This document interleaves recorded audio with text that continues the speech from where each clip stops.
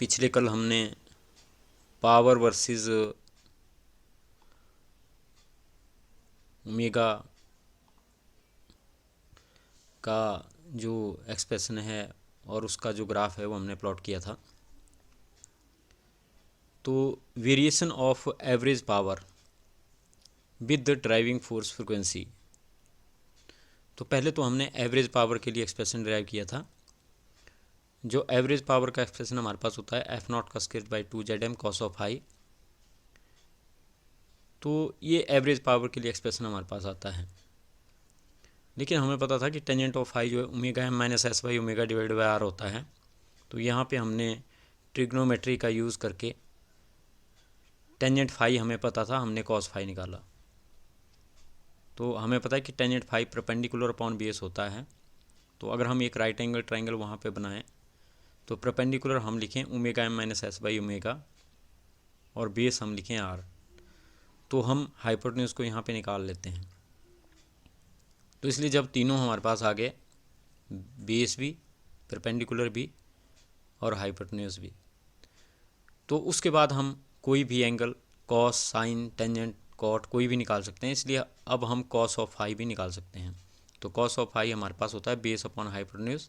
तो इसलिए बेस है हमारे पास आर और हाइपोटेन्यूज है हमारे पास R square plus omega M minus S by omega 1/2। तो इस तरह से कॉस ऑफ फाई की वैल्यू हमने निकाल ली। तो हम क्या देख रहे हैं कि कॉस ऑफ फाई में ओमेगा है, ओमेगा एम है और एस बाई ओमेगा है।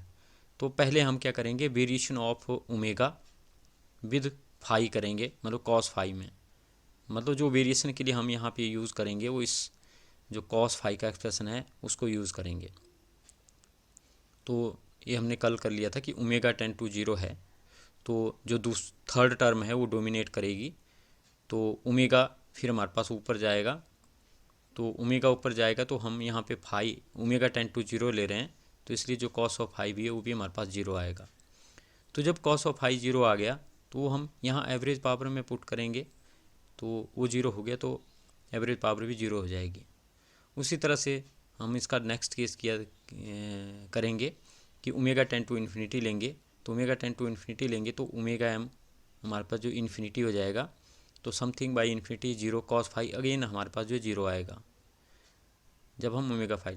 और फिर हम तीसरा केस किया था कि जब ओमेगा 10 to ∞, मतलब कि √s/m हमारे पास होगा। तो उस केस में हमारे पास जो omega M minus S by omega है वो 0 हो जाएगा। कैसे 0 होगा, हमने पहले भी किया था। ओमेगा की वैल्यू है √s/m, एम की वैल्यू है √m इंटू √m और माइनस एस की वैल्यू होगी √s इंटू √s और ओमेगा होगा हमारे पास √s/m। तो हमारे पास कट के यहाँ पे 0 बन जाता है। तो इसलिए अगर हम अब इस जेडम की बात करें जो नीचे जेडम है, तो जेडम हमारे पास टोटल बनेगा अब आर ही सिर्फ, क्योंकि omega M minus S by omega हमारे पास 0 हो जाएगा जब हम ओमेगा की वैल्यू √s/m लेंगे। तो ये हमारे पास 0 हो जाएगा। तो जेडम हमारे पास सिर्फ आर ही बचेगा।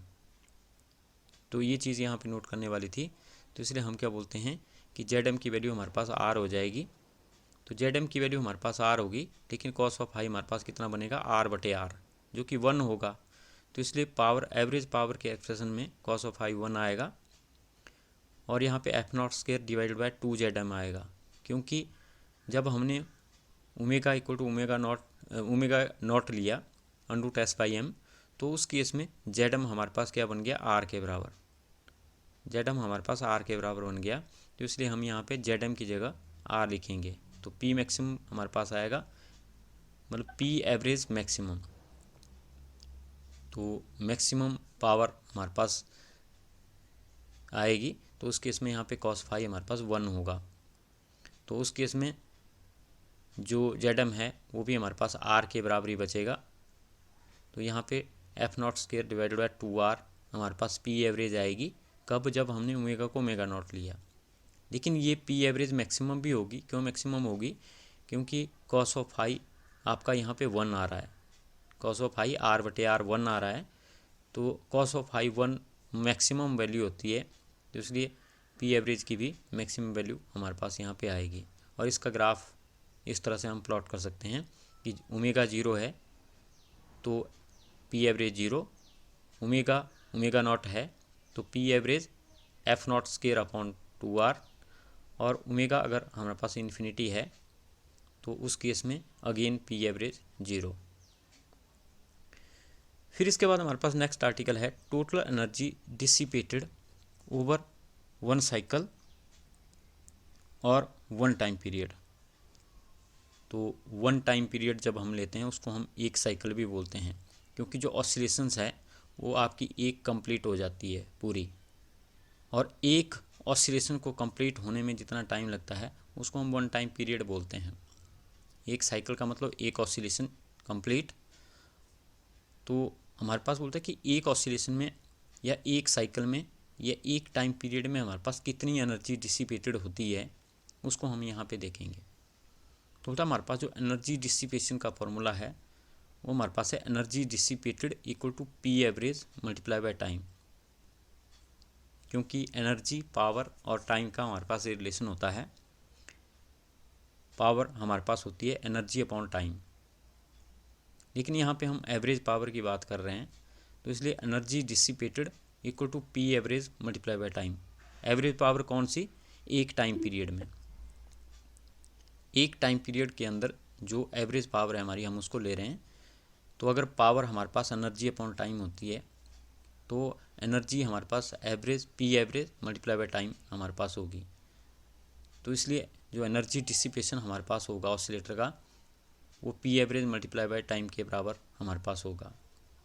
तो इसलिए अगर हम मैथमेटिकली फॉर्म में इसको लिखें वो हमारे पास u equal to p average multiply by t हम इसको लिखेंगे, क्योंकि यहाँ पे टाइम जो है वो हमारा एक टाइम पीरियड है। तो हम यहाँ पे क्या देख रहे हैं? Energy dissipation in one time period. तो u is the energy dissipation and t is the time period and p is the average power.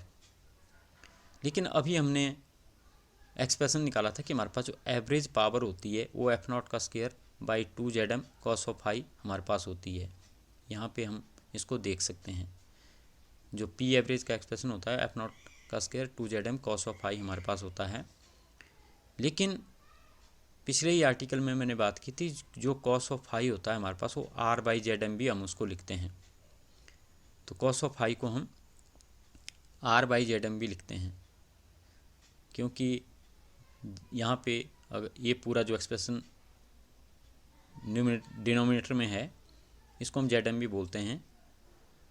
तो कॉस ऑफ फाई हमारे पास जो आर बाई ZM है इसको लिखते हैं। तो यहाँ पे कॉस फाई की जगह हम जो है आर बाई ZM लिख सकते हैं, और ये हमारे पास बनेगा F not square r divided by 2 ZM का स्केयर। और अगर हमने यहाँ पे पी एवरेज की जगह वैल्यू पुट करेंगे तो हमारे पास एनर्जी डिसिपेटेड यहाँ पे आ जाएगी। तो u हमारे पास कितना होगा? यहाँ पे पी एवरेज की वैल्यू आएगी जो है F not square R divide by 2 ZM square multiply by T. तो ये हमारे पास I energy dissipated in one time period. लेकिन बोलता है कि ये जो इक्वेशन हमारे पास यहाँ पे आई इसकी जो राइट साइड है इसको हमने यहाँ पे ओमेगा स्केयर से मल्टीप्लाई भी करना है और डिवाइड भी करना है। ये राइट साइड है, इसको ओमेगा स्केयर से मल्टीप्लाई भी करना है और ओमेगा स्केयर से डिवाइड भी करना है, क्योंकि आपको पता है ओमेगा स्केयर से डिवाइड करेंगे यहाँ पे ओमेगा स्केयर ZM का स्केयर आ जाएगा और ऊपर है एफ नॉट का स्केयर। तो यहाँ पे f not divide by omega ZM का होल स्केयर बन जाएगा, जो कि हमारे पास डिस्प्लेसमेंट का एम्पलीट्यूड होता है। तो हम क्या कर रहे हैं, इस एनर्जी डिसिपेशन को in the form of displacement amplitude की फॉर्म में बनाएंगे। तो इसलिए नीचे हमारे पास जो है यहाँ पे ओमेगा ZM आना चाहिए। तो यहाँ पे ZM का स्केयर है, इसका मतलब हमें ओमेगा स्केयर यहाँ पे लाना पड़ेगा। तो ओमेगा स्केयर को यहाँ लाने के लिए ऊपर भी हमें ओमेगा स्केयर से मल्टीप्लाई करना पड़ेगा। तो इसलिए जब हम ऊपर ओमेगा स्केयर से मल्टीप्लाई करेंगे तो नीचे ओमेगा ZM का होल स्केयर हम लिख सकते हैं, क्योंकि नीचे भी हमने ओमेगा स्केयर से मल्टीप्लाई किया है। लेकिन बोलता है कि हमें पता है कि जो टाइम पीरियड होता है 2 पाई बाई ओमेगा हमारे पास होता है, टी जो है 2 पाई बाई ओमेगा होता है। तो ओमेगा अगर हम लेफ्ट साइड में ले जाएं तो हम क्या बोलेंगे, omega t will be equal to 2 pi. तो ओमेगा टी 2 पाई के बराबर होता है, लेकिन यहाँ पे है ओमेगा स्क्वायर टी, तो ओमेगा टी हम 2 पाई ले सकते हैं, तो एक ओमेगा इसका हम रख लें, तो यहाँ पे बच जाएगा omega T, omega into omega T, लेकिन ओमेगा टी होता है 2 पाई, तो इसलिए यहाँ पे कितना बन जाएगा 2 पाई ओमेगा, तो ये बन गया 2 पाई ओमेगा, और आर यहाँ पे है तो 2 पाई ओमेगा आर और डिवाइडेड बाय 2 हमारे पास है, तो आगे हमारे पास बचा एफ नॉट का square divided by omega Z M का स्क्वायर, तो 2 से 2 यहाँ पे कैंसिल हो जाएगा, तो आपके पास pi omega are into F not का square divided by omega Z M का स्क्वायर हमारे पास यहाँ पे बचेगा। लेकिन हमें पता है कि ये जो है डिस्प्लेसमेंट का एम्पलीट्यूड होता है, जिसको कि हम ए बोलते हैं, तो ये क्या है डिस्प्लेसमेंट के एम्पलीट्यूड का square, f naught divided by omega Z m displacement का एम्पलीट्यूड होता है, उसका स्क्वायर हम इसको बोल सकते हैं, इसलिए हम क्या लिखेंगे कि u will be equal to pi omega are into a square, तो इसलिए energy dissipated is directly proportional to square of the amplitude of displacement. ये हमारे पास यहाँ पे हमें रिजल्ट मिलता है कि जो हमारे पास energy dissipated over one time period, यहाँ पे हम इसको वन टाइम पीरियड ले रहे हैं टाइम, तो energy dissipated over one time period in a forced oscillator is proportional to the square of the amplitude of displacement. तो ये हमारे पास यहाँ पे हमें रिजल्ट मिलता है। लेकिन बोलता है कि ये जो हमारे पास रिजल्ट है इसको हम एक और फॉर्म में भी यहाँ पे लिखते हैं, वो फॉर्म हमारे पास क्या है, बोलता है कि हमें पता है कि डिस्प्लेसमेंट का एक्सप्रेशन हमारे पास रियल पार्ट अगर हम लेते हैं, डिस्प्लेसमेंट की जो हमारे पास एक्सप्रेशन है उसका रियल पार्ट लेते हैं, वो हमारे पास होता है F not by omega Z m sine of omega T minus five, ये हमारे पास जो है इसका रियल पार्ट होता है। तो सर एफ नॉट क्या है? तो जैसे मैंने बात की थी कि हमारे पास जो एफ होता है वो एफ नॉट ई रेटवर आयोटा ओमेगा टी होता है, तो एफ नॉट हमारे पास constant part of the force है। क्लास में मैंने आपको पहले बताया हुआ कि एफ नॉट हमारे पास जो है constant part of the force है, लेकिन इसके साथ में ई रेटवर आयोटा ओमेगा टी भी हम लेते हैं जो कि उसका कम्प्लेक्स पार्ट होता है, लेकिन अगर हम रियल पार्ट उसमें लें तो वो हमारे पास F not sine of omega T minus five हमारे पास बनता है। और यहाँ पे जो इसकी मैक्सिमम वैल्यू हमारे पास आएगी वो आपको पता है कि साइन थीटा मैक्सिमम आपका 1 होता है, तो इसलिए एक्स की मैक्सिमम वैल्यू डिपेंड कर रही है साइन थीटा में, क्योंकि f naught divided by omega Z m हमारे पास यहाँ पे कांस्टेंट है, तो ये है कांस्टेंट पार्ट एफ नॉट, तो ये हमारे पास कांस्टेंट पार्ट है डिस्प्लेसमेंट का। लेकिन साइन जो है वेरिएबल होता है हमारे पास, साइन की वैल्यू वेरिएबल होती है 1 0 -1, तो मैक्सिमम वैल्यू इसकी हम 1 लेते हैं साइन की, तो एक्स मैक्सिमम तब होगा जब साइन की वैल्यू हमारे पास मैक्सिमम 1 होगी, मतलब इसका मतलब क्या हुआ एक्स की मैक्सिमम वैल्यू होती है F not by omega Z m, और उसी को ही हम यहाँ पे एम्पलीट्यूड भी बोल रहे हैं। तो एम्पलीट्यूड हमारे पास क्या बनेगा, एम्पलीट्यूड हमारे पास बनेगा एक्स मैक्सिमम और उस वो है हमारे पास F not by omega Z M. तो जो हमारे पास एक्सप्रेशन यहाँ पे हमने लिखा हुआ है आपका, तो इस एक्सप्रेशन में हम क्या बोल रहे हैं कि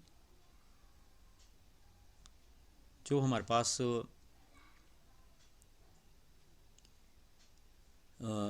हमने जो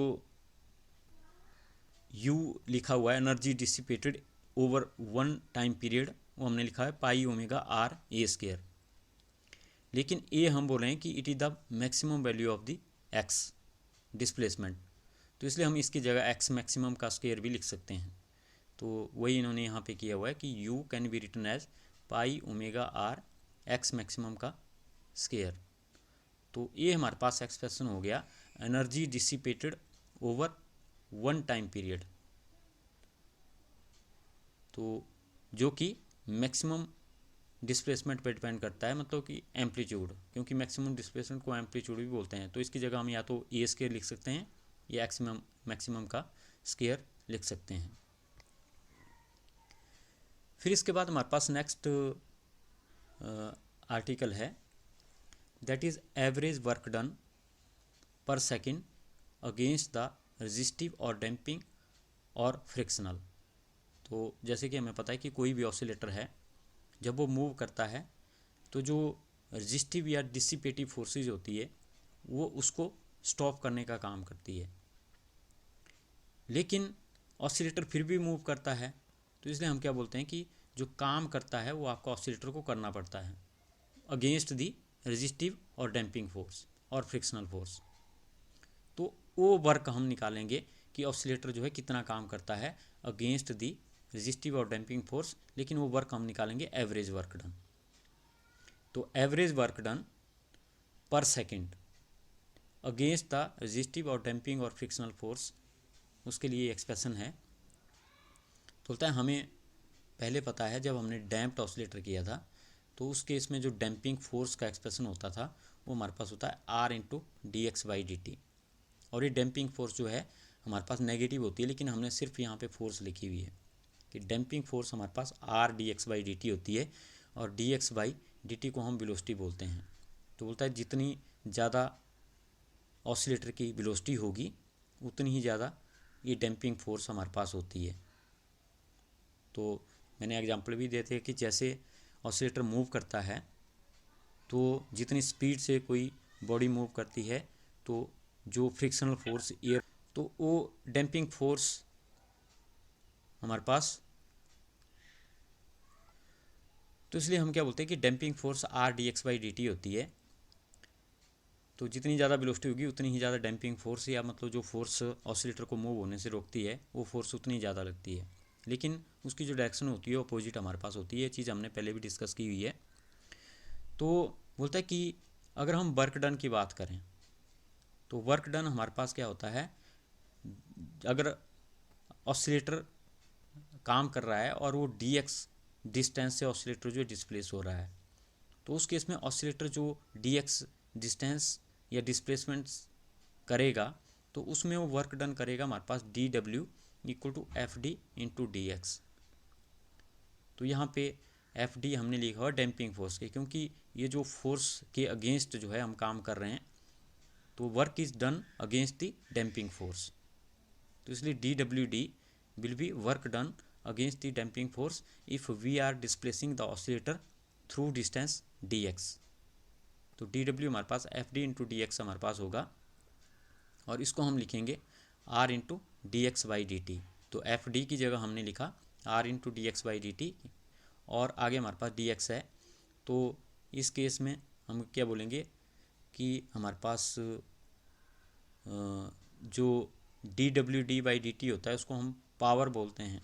तो work done against the damping force will be equal to r into D x by D t into D x. Then power, power is rate of change, rate of doing work को हम power बोलते हैं, ये हमने कल भी किया था। तो रेट ऑफ डूइंग वर्क को हम पावर बोलते हैं। तो D W by D T को हम डी टी यहाँ पर हम उसको पावर बोलेंगे, जिसको हम पी डी यहाँ पर लिखेंगे कि the power dissipation against the resistive force. तो यहाँ पे डी डब्ल्यू डी की हम वैल्यू पुट करेंगे, वो तो हमारे पास है are D x by D t into D x, लेकिन बटे में डी टी भी है तो इसलिए डी एक्स के बटे में हम साथ में यहाँ पे एक और डी टी लिख रहे हैं। तो दोनों को मल्टीप्लाई करेंगे तो यहाँ पे हमारे पास बनेगा r into D x by D t का होल स्केयर। तो ये हमारे पास पी डी के लिए एक्सप्रेशन यहाँ पे आ गया। लेकिन D x by D T जो है वेलोसिटी होती है, तो अगर हमें एक्स पता हो तो हम वेलोसिटी फाइंड आउट कर सकते हैं उसका डेरिवेटिव लेके। तो वही हम कर रहे हैं कि हमें पता है कि जो ड्राइविंग फोर्स हम यहाँ पे लगा रहे हैं अगर हम उसका रियल पार्ट लेते हैं तो ड्राइविंग फोर्स का रियल पार्ट तो है F not cos of omega T, और जो हमारे पास यहाँ पे डिस्प्लेसमेंट है वो हमारे पास होगी f not by omega Z m sine of omega t, जो कि डिस्प्लेसमेंट का रियल पार्ट होता है। हम यहाँ पे रियल पार्ट कंसिडर कर रहे हैं ड्राइविंग फोर्स का और डिस्प्लेसमेंट का। तो अगर हमें x पता है तो हम D x by D T उसका डेरिवेटिव लेके निकाल सकते हैं। तो डेरिवेटिव जब हम लेंगे तो साइन का डेरिवेटिव कॉस होता है और जो ओमेगा है वो यहाँ पे आ जाएगा और ओमेगा इस डिनोमिनेटर वाले ओमेगा के साथ कैंसिल हो जाएगा। तो यहाँ पे हमारे पास F not by Z M cos of omega T minus phi यहाँ पे बचेगा। तो इसलिए D x by D T हमारे पास आ गया। तो जो पावर का एक्सप्रेशन था यहाँ पे हमारे पास पी डी हमारे पास है are D x by D t का होल स्क्वायर। तो इसमें हम D x by D T put करेंगे। तो जब हम पुट करेंगे तो पी डी हमारे पास कितना आ जाएगा, आर इंटू एफ नॉट का स्क्वायर जेड एम का square cos square of omega T minus phi, क्योंकि वहाँ पे d x by D t का होल स्क्वायर है। तो एफ नॉट का स्क्वायर बाई जेड एम का square cos square omega T minus phi, और वहाँ पे साथ में है हमारे पास आर। तो ये हमारे पास आ गया पी टी की वैल्यू। लेकिन बोलता है कि हमने निकालनी है average energy dissipated over one time period. तो ये तो हमारे पास है पावर डिसिपेटेड, लेकिन हमारा जो आर्टिकल है उसमें हमने निकालना है कि कितनी एनर्जी ऑसिलेटर की एक टाइम पीरियड में डिसिपेटेड होगी या डिक्रीज होगी या ख़त्म होगी अगेंस्ट दी डैम्पिंग। तो डैम्पिंग के अगेंस्ट हमारे पास ऑसिलेटर की एवरेज कितनी एनर्जी जो है एक टाइम पीरियड में डिसिपेट होगी, वो चीज़ हमने यहाँ पे निकालनी है। तो उसको हम यहाँ पे U लिख रहे हैं कि U is the energy dissipated, लेकिन T जब हम यहाँ पे लगा रहे हैं इसका मतलब है कि energy dissipated in one time period T। तो ये हमारे पास कितनी होगी, it will be 1/T integration of 0 to T p d into D T. तो ये मैंने कल भी आपको बताया था कि हम क्या करेंगे कि जो एक टाइम पीरियड है उस टाइम पीरियड की सभी पावर यहाँ पे निकाल लेंगे और उनको ऐड करेंगे। हमें बोल सकते हैं कि जो energy dissipated in one time period, T को हम वन टाइम पीरियड यहाँ पे बोल रहे हैं, वो हमारे पास यहाँ पे कितना आएगा, it will be 1/T 0 to T p d d t. मतलब कि हम क्या कर रहे हैं कि 0 से लेकर के T तक एक टाइम पीरियड कितना हुआ, 0 से लेकर के T तक कैपिटल T, जितनी भी हमारे पास पावर हैं उन हम हर एक टाइम पे पावर देखेंगे, उनको हम ऐड यहाँ पे करेंगे। लेकिन जब हम उनको ऐड करने का मतलब यहाँ पे हमारे पास हम क्या करते हैं कि जो समीशन होता है उसको हम इंटीग्रल में कन्वर्ट कर देते हैं। जब 0 से लेकर के T तक हम बहुत सारे छोटे छोटे स्मॉल डिवीज़न यहाँ पे जो है करेंगे। तो ये हमारे पास जब हम पी डी की वैल्यू जो हमने यहाँ पे कैलकुलेट की हुई है यहाँ पे इसको जो है पुट करेंगे तो हमारे पास ये R divided by T। Hello, आवाज़ आ रही है मेरी? नो सर, आ रही है आवाज़। ओके सर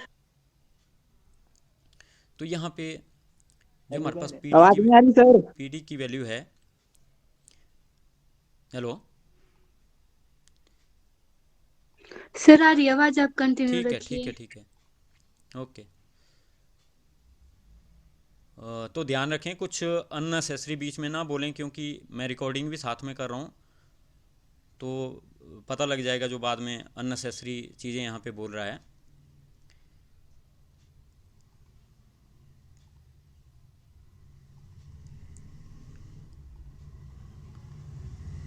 तो यहाँ पे हमारे पास जो यूटी है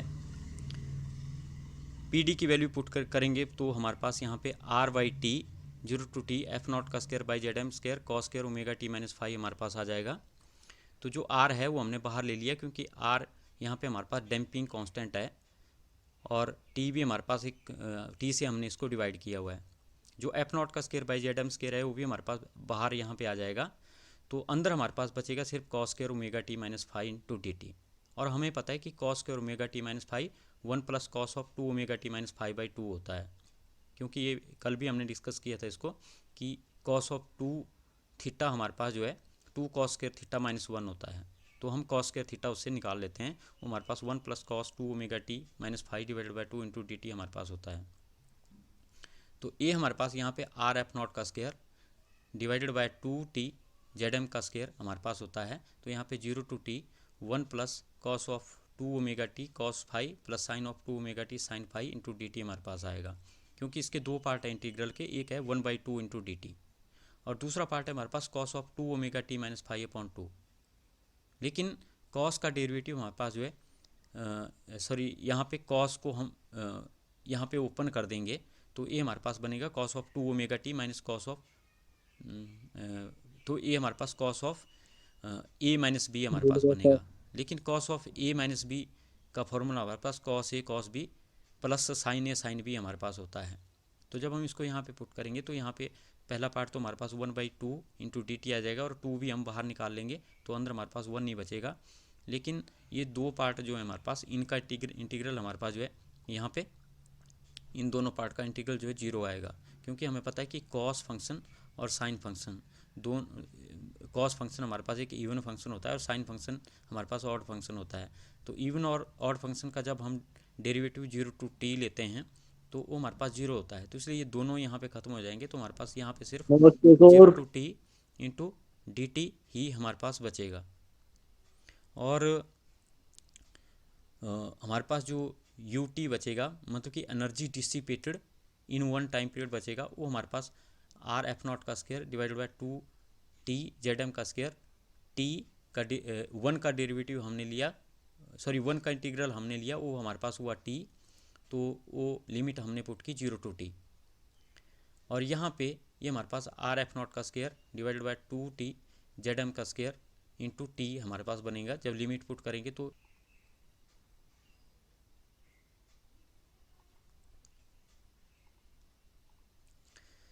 इस तरह से जो यू टी बनेगा आर एफ नॉट का square by 2 T Z M का स्क्वायर इंटू टी, और U T will be equal to R F not का square divided by 2 Z M का स्क्वायर। तो ये हमारे पास बनेगा एफ नॉट का square divided by 2 Z M into R by Z M, क्योंकि जो हमारे पास यहाँ पे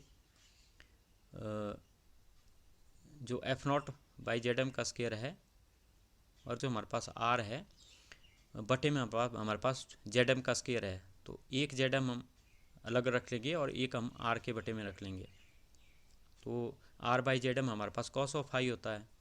तो यहाँ पे जब हम वैल्यू पुट करेंगे तो यू टी हमारे पास आ जाएगा एफ नॉट का square by 2 Z M cos of I.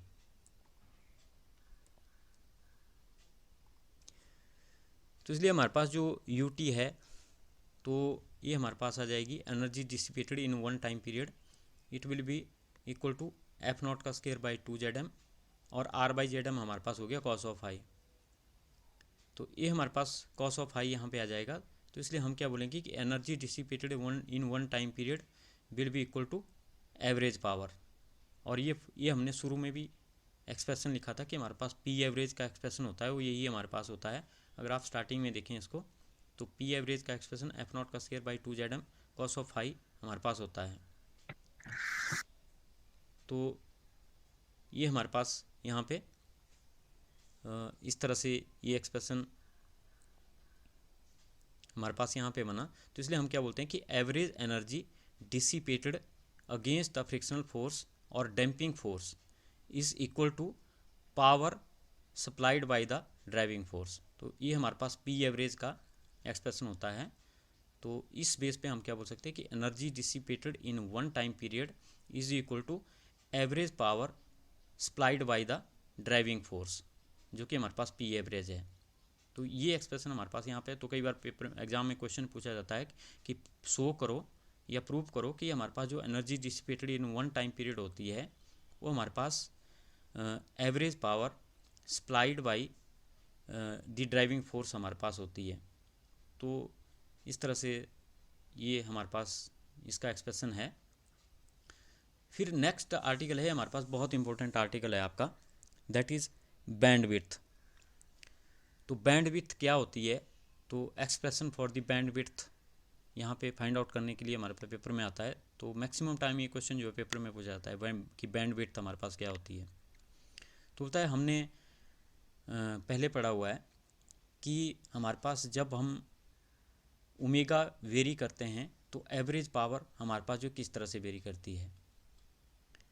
तो हम क्या बोलते हैं कि since in the variation of the frequency of the power supplied to the oscillator by the driving force it was found that power supplied was maximum at the f naught का square by 2r।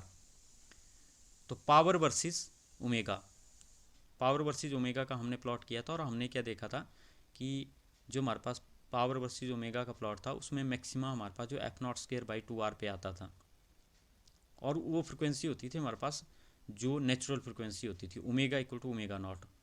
Omega equal to omega naught पे maximum हमारे पास F not का square by 2r पे हमारे पास आता था, that is the natural frequency omega naught. तो बोलता है कि अगर हम ओमेगा 1 और ओमेगा 2 ऐसी फ्रिक्वेंसी लें ओमेगा नॉट की दोनों साइड, तो हमारे पास जो उनका डिफरेंस होता है ओमेगा 1 और ओमेगा 2 का, उसको हम बैंडविड्थ बोलेंगे। तो इसको हम किस तरह से देखेंगे एग्जैक्टली हमें इस जो प्लॉट है इससे पता चलता है। बोलता है ये जो प्लॉट है हमारे पास, ये एवरेज पावर और ओमेगा का प्लॉट है जो हमने ऑलरेडी किया हुआ है। ये हमने ऑलरेडी एक्सप्रेशन किया हुआ है कि हमारे पास जब फ्रिक्वेंसी जीरो होती है तो एवरेज पावर भी जीरो होती है, जब फ्रिक्वेंसी मैक्सिमम मतलब इन्फिनिटी होती है तो एवरेज पावर भी हमारे पास जीरो होती है। लेकिन जब हम फ्रिक्वेंसी लेते हैं ओमेगा नॉट √s/m तो एवरेज पावर हमारे पास मैक्सिमम होती है और उसकी वैल्यू हमारे पास कितनी होती है एवरेज पावर की, f0²/2r। तो वही चीज़ यहाँ पे मैंने डिस्कस की कि average power is maximum at frequency omega naught. लेकिन बोलता है कि हम क्या करें, ये जो f0²/2r लिया हुआ है आपने, इसका हम आधा लें। मतलब f0²/2r कितना हाइट है इसकी, ये हमारे पास यहाँ पे मिडल में इसकी हाइट हमने देखनी है कि ये हमारे पास टोटल जो हाइट है इसका बिल्कुल आधा हमने लेना है। तो ये हमारे पास मिडल पॉइंट यहाँ पे आ गया। तो पता है मिडल पॉइंट का जो ग्राफ है वो हमने दोनों साइड यहाँ पे मिलाना है।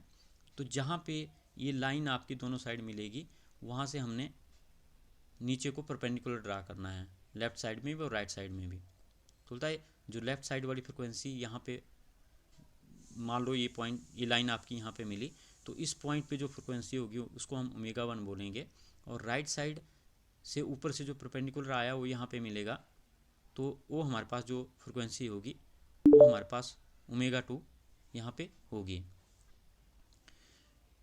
तो ओमेगा 2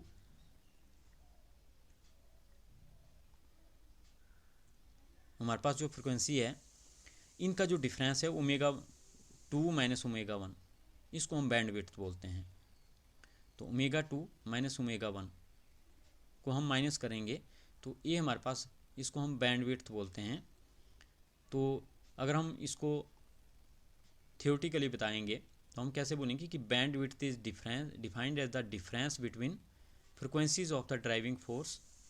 तो ड्राइविंग फोर्स हमारे पास फ्रिक्वेंसी क्या है ओमेगा, तो उस ड्राइविंग फोर्स की फ्रिक्वेंसी का डिफरेंस है, लेकिन कौन सी frequency, on the either side of resonant frequency at which the average power supplied to the oscillator reduces to half of its maximum value. तो जहाँ पे हमारे पास एवरेज पावर मैक्सिमम है उसकी हाफ वैल्यू पे हमारे पास जो फ्रिक्वेंसी हमारे पास आती है उन फ्रिक्वेंसी का जो डिफरेंस है उसको हम यहाँ पे बैंडविड्थ बोलते हैं। तो हम क्या बोल सकते हैं कि ये एवरेज पावर आपकी हाफ कहाँ पे होती है, f0²/4r, क्योंकि f0²/2r का हाफ कितना होगा हमारे पास f0²/4r। तो जहाँ पे ये लाइन हमने लगाई हुई है मिडल में, उसकी हाइट इस एवरेज पावर की मैक्सिमम की फुल हाइट का आधा हमारे पास होगी। तो इसलिए यहाँ से लेकर के यहाँ तक की हाइट हमारे पास f0²/4r आएगी। बोलता है जहाँ पे ये आधा है, आधे पे जो ग्राफ को लाइन दोनों साइड टच कर रही है, तो वहाँ से हमने ये परपेंडिकुलर नीचे को यहाँ पे डाले हुए हैं। तो इन परपेंडिकुलर पे जो फ्रिक्वेंसी है उन फ्रिक्वेंसी का डिफरेंस, जो कि लेफ़्ट साइड में ओमेगा 1 है, राइट साइड में ओमेगा 2 है, तो इनके डिफरेंस को हम यहाँ पे बैंडविड्थ बोलते हैं। तो bandwidth is the difference between the frequencies of the driving force on either side of the resonant frequency at which the average power supplied to the oscillator reduces to half of its maximum value. तो इस तरह से हम जो आपका bandwidth है इसको बता सकते हैं।